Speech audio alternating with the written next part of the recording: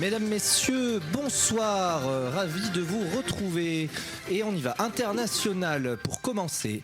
Alors que le gouvernement israélien continue son génocide en Palestine depuis presque 2 ans, que plus de 65 000 personnes ont été tuées depuis presque 2 ans et que l'état de famine a été confirmé à Gaza par l'ONU, Emmanuel Macron annonce enfin, après plus de 50 ans de conflit, qu'aucune offensive ou tentative d'annexion ne l'empêchera de reconnaître l'État palestinien. Pris d'un éclair de génie, il en a profité pour annoncer qu'aucun pesticide balancé sur des monocultures ne l'empêcheront de reconnaître que c'est pas bon pour la santé. Conscient de l'urgence de la situation, il a affirmé qu'aucune bombe lâchée sur Hiroshima ne l'empêchera de reconnaître qu'il ne faudrait pas lâcher une bombe sur Hiroshima. Fier de sa trouvaille, il a terminé en affirmant qu'aucun François Bayrou au gouvernement ne l'empêchera de reconnaître que François Bayrou au gouvernement, c'est une idée de con.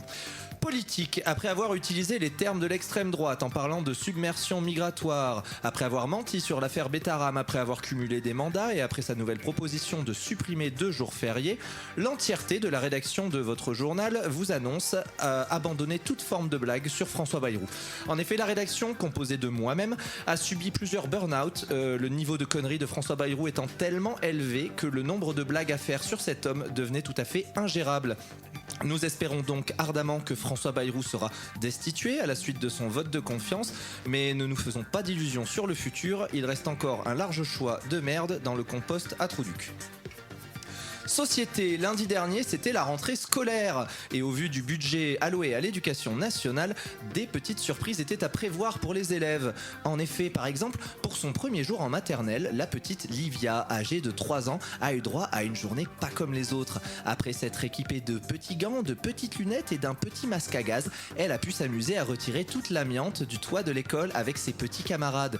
Un double avantage d'après les membres du gouvernement, puisque à terme, en plus d'avoir une école rénovée à petit prix, les professeurs n'auront plus de classes surchargées.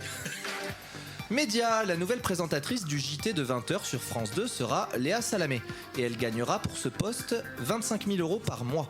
Michel, il va falloir revoir mes honoraires puisqu'il n'est pas difficile de présenter un journal comme elle le ferait. En effet, il suffit d'utiliser la technique Léa Salamé, ni de gauche ni de droite. Exemple, samedi dernier à Brest, des militants de la France Insoumise qui participaient à une collecte en faveur du secours populaire ont été molestés par 4 personnes cagoulées criant des slogans néo-nazis.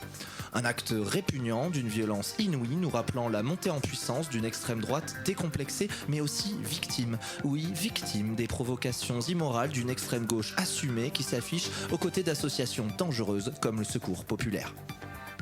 Local, cet été, une serviette à l'effigie du drapeau palestinien a été aperçue dans une des piscines municipales de Toulouse. Le maire de Toulouse, Jean-Luc Moudenc, a réagi publiquement, rappelant que les débats politiques n'ont pas leur place à la piscine et qu'il ne faut pas tout politiser.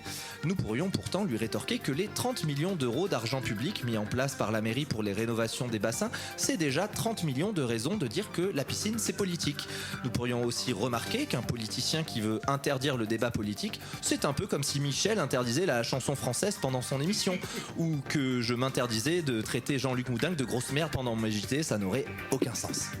Propagande, pour terminer, le 10 septembre prochain aura lieu une manifestation à laquelle je vous invite toutes et tous à aller car eh bien, même si le gouvernement va bientôt tirer la chasse, on risque de se retrouver avec un nouveau trou de balle au-dessus de nous et peut-être qu'il serait temps de condamner les chiottes pour qu'on arrête de nous chier dessus.